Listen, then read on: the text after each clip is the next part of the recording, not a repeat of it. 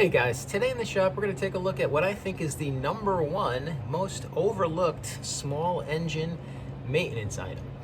And if you haven't been good about keeping up with the maintenance schedule on your small engine, this is probably going to be really valuable for you. And when I say small engine, I'm talking about 4-cycle engines typically found in lawnmowers and small tractors and dirt bikes and mini bikes. And if you've got one of those things and you're curious about how it works and how to make it run better without spending any money, watch this video. If you're a motorcycle mechanic, if you've been fooling around with these things forever like me, you probably already know this. In fact, you could probably make this video yourself. So this is really geared for everybody else. Let's take a look at what I'm talking about. All right, guys, today on the bench, we've got a cylinder head from a small 4-cycle engine. Not to be confused with a 2-cycle or 2-stroke engine.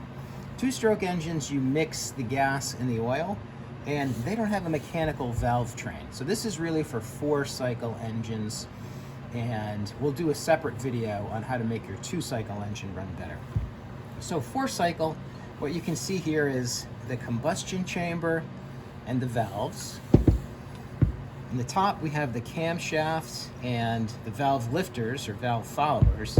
And under these caps are where you adjust the valves.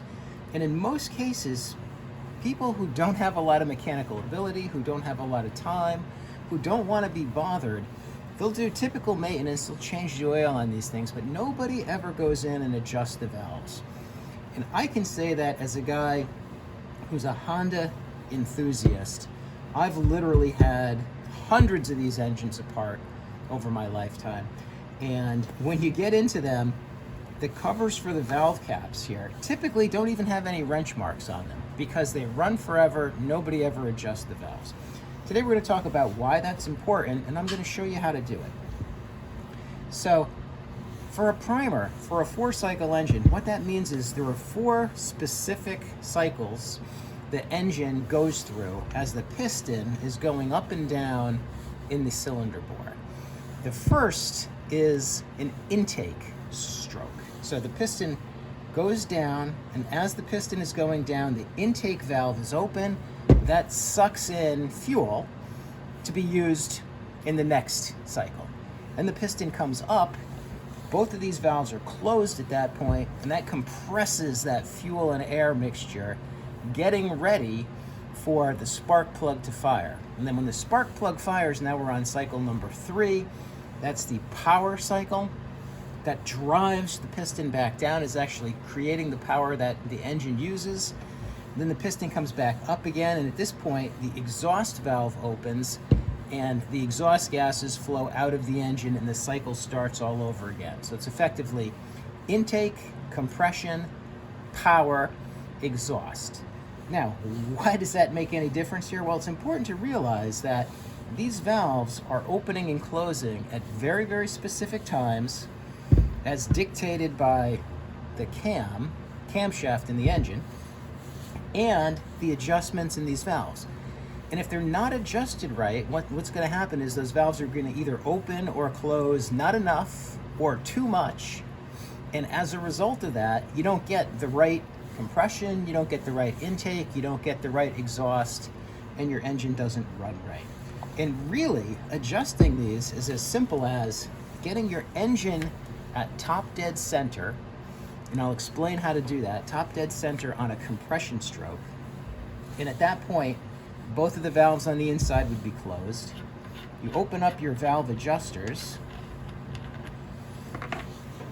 and inside is going to be a mechanism to actually adjust the amount of free play. Now this is a cylinder head that I have on the bench that I've never used. There's a tremendous amount of free play because it hasn't been put together yet.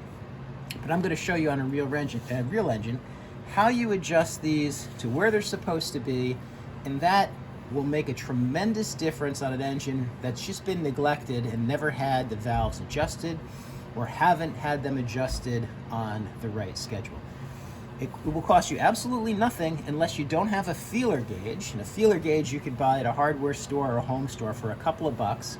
And that's all you need. And a wrench to unscrew the little adjustment nuts, get the valves to where they're supposed to be, which I'm going to show you, and then tighten them back up again. And I've seen engines go from operating terribly to operating almost like new again just by adjusting the valves. So let's actually get an engine and take a look at it, and we'll do a quick valve adjustment.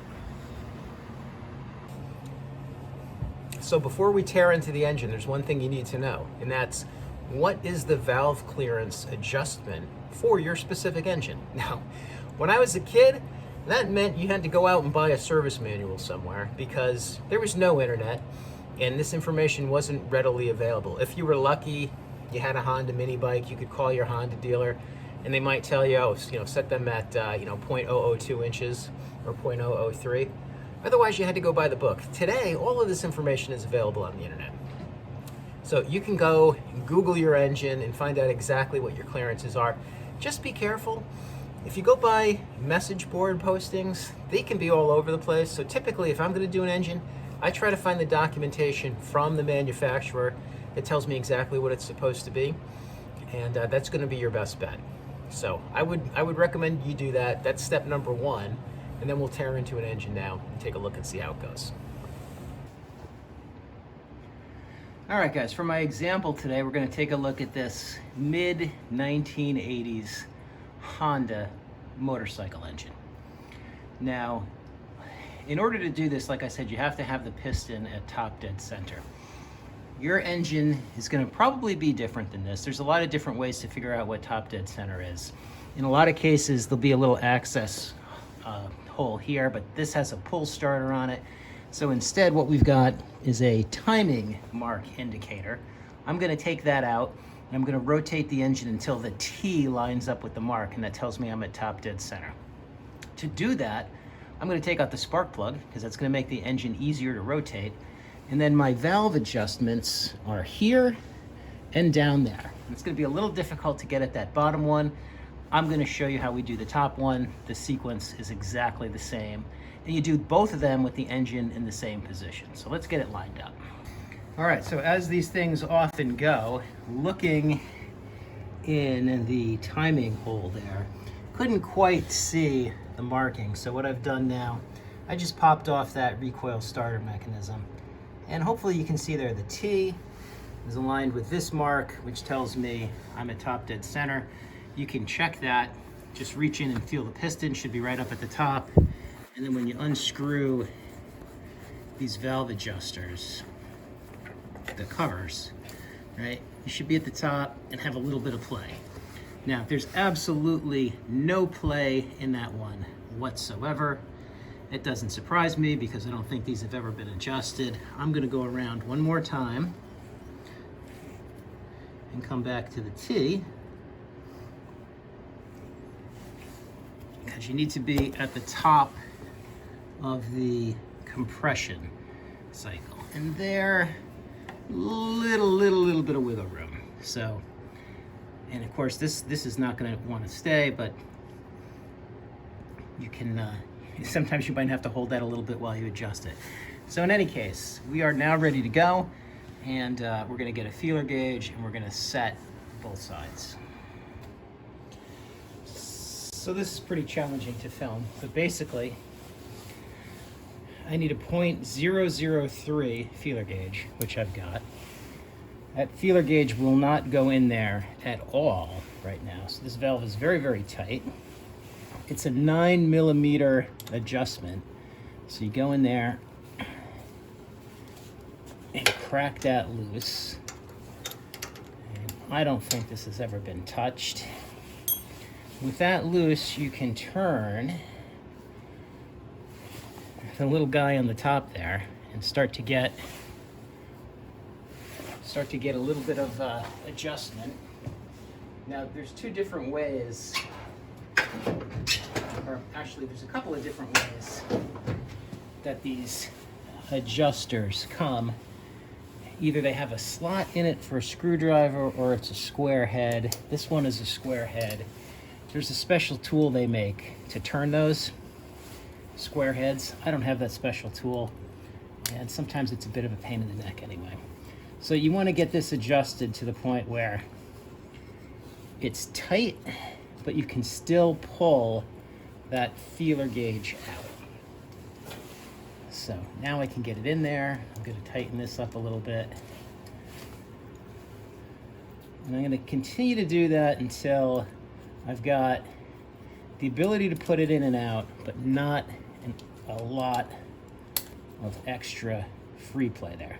In other words, with the feeler gauge in, you shouldn't be able to move that assembly up and down very much. Now I can tell you right now, just by looking at this thing, it was very, very tight. Very, very tight. It's definitely not opening and closing the way that it needs to. And I think I have it right now pretty good. So with the feeler gauge still in place, and this is where it gets sometimes a little bit tricky. You got to tighten this nut and not move the adjuster, because that would be changing. And you want to make sure you get that good and snug, because you don't want those things coming off. And that's it. So now we listen to it. Got a little bit of play in there. If I put in the 3, it goes in.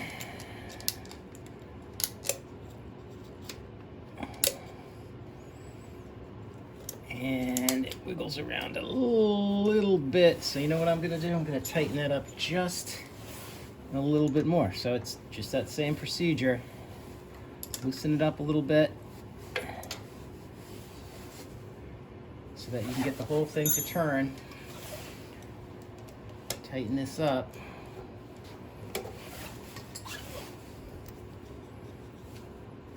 And try to get it to the point where you're comfortable that you're close to that measurement. Now I can tell you, loose valves, a little bit loose is better than a little bit tight. Okay, now that's too tight, because now you see I can't get the feeler gauge out. So we're close. Back it off a little bit. Now I've got that drag on there, which is good. So now again, trying to hold that still. I'm going to come in here and give that a little snug. And that feels good. I've got the right amount of drag. I've got a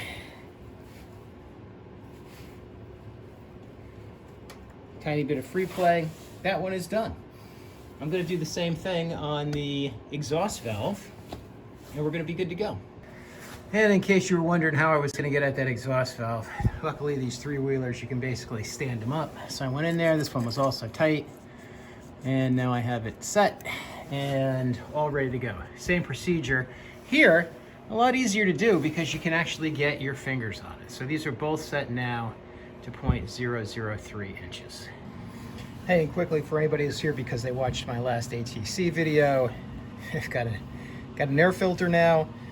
Which is surprisingly expensive, but you can't run without one. Remember, I showed you my ridiculous carburetor to airbox boot. Here's the replacement from Vintage Motorsports, VMS mic, fantastic. And of course, I put in a new plug as well.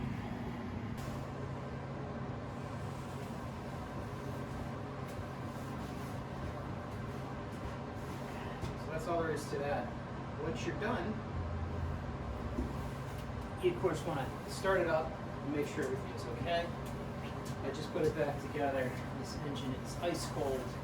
It's really cold outside. It's a little bit warmer over here. Okay, make sure your switch is on, your fuel is on, put on your choke.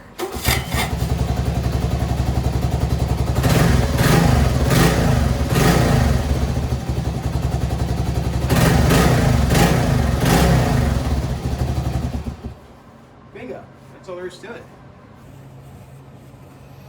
All right, guys, so that's it for today. All in, that took me an hour and a half, and that hour and a half included getting my tractor out of the shop, going down and getting this thing out from where I keep it, getting it up here, and making the video. So really, really straightforward, very simple to do. If you haven't done this before, don't be intimidated. There's really nothing to it.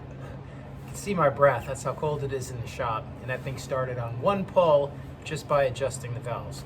If you go back, I've got another earlier video on this Honda ATC where I did a bunch of other things to it to make it start a little bit easier, but it wasn't running right with the choke off. Took a while to warm up, and just simply adjusting the valves is really the answer. So hopefully this is useful to somebody.